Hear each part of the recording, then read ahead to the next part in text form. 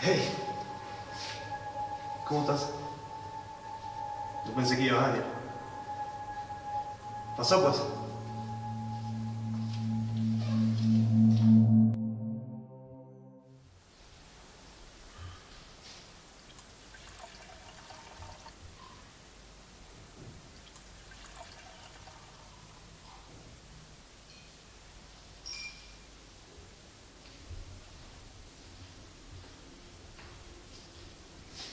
No sabía qué hacer realmente.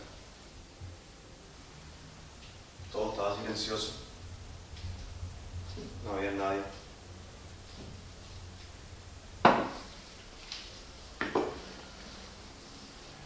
Entonces me paraliza.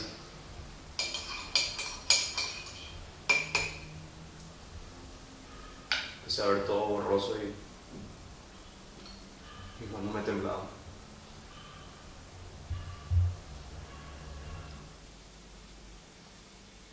Y ahí fue cuando me empecé a desesperar.